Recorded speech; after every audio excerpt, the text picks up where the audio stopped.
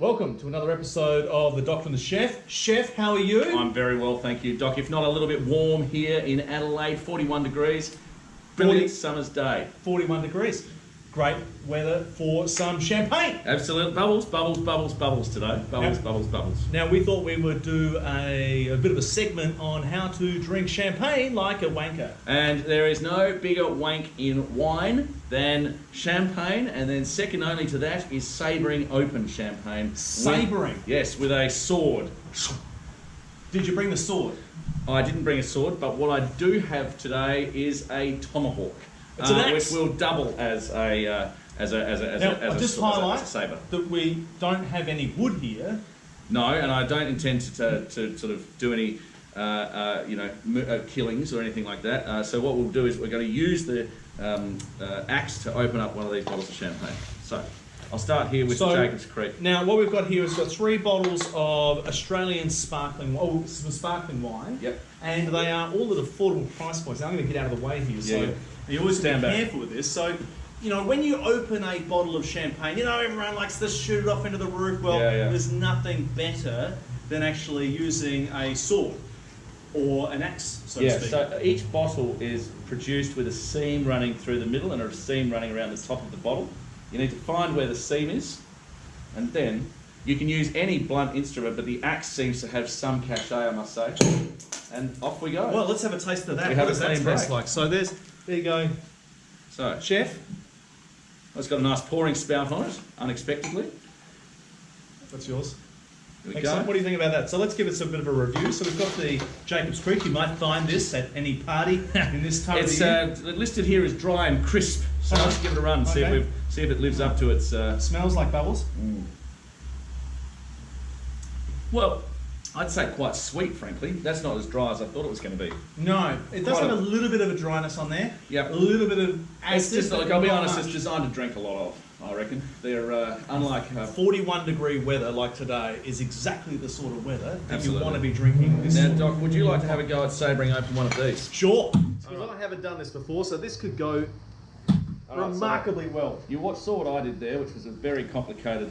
You need to gently strike the shrine, top of it's the seam, and it's also it's got a seam. I found it when I bought it. So this is the French one. So this is particularly special. There was a seam. There it is. There you go. No, there is a seam there somewhere. This could be problematic. This one doesn't seem to. It's the seam. There was a seam there. Oh, there it is. Yeah. Okay. So what you have to do, apparently, and this is where we're going to find out, is like a tennis shot. Is that right? Yeah, just a jet. There we go. Off it comes. And Piece of cake. There we go. And see, even an idiot like me can cut the lid off of a wine glass. Not a wine glass, but a champagne. And this one's a Blanc de Blanc from France, from Wissembourg. Where, sorry? Wissembourg. Oh yeah, Wissembourg. Wissembourg. In France. Okay, you're saying it with a German accent, but it's okay. Why not? Cheers. All right. So this is a very inexpensive bottle of French, we should say. This one was $7. The Pierre LaRousse retailing for $7 at Dan Murphy's. Now it's got a different sort of nose on this one. It really tastes like a $7 bottle of champagne. So sweet, almost Moscato-y, a bit disappointing. To be honest, I prefer the Jacob's Creek. Yeah. No? I'm not drinking any more of that. Yeah. No, okay. Anyway, so now let's go over the third one. So the third one here, we've got the Yellow Glen Yellow. It's all over, big displays in your bottle shop at the moment, and they're taking advantage of this hot weather to try to get you to drink some really... And let's get it open itself. Excellent. There we go. Make sure when you do that you don't set yourself up for failure. Yeah, like that, for example. All right, well, anyway, now we've prepared that, let's try open it. So that's the self-opening technique. Yeah, that's right. So this one doesn't even need a waiter. No, or a exactly. waiter screen. It just needs to. You just need to take the lid off and away you go.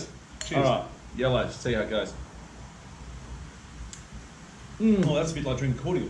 Kind of like cordial, but not sweet, not super sweet. Do you know what that reminds me of? It's like having a lime cordial. Oh, that lime water that you put into a soda stream. You get a bubble.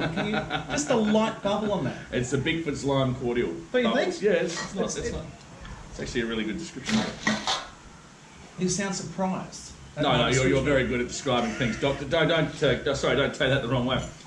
So it is it is a Bickford's lime cordial, blasted in a soda stream. Now, there you go. If you want to really, ham it up as a wanker when you're drinking champagne, then what you can do, of course, is you could put like a strawberry in it, or that's sort of like cliched romance, you'd say. That's right. You could put you could fill it up with orange juice, which you probably the old screwdriver. Now that might actually make this one taste a bit better. Well, 80s style orange and champagne. What is it? Orange and champagne. Not good. So, chef, what's your takeaway from today's? Can you drink?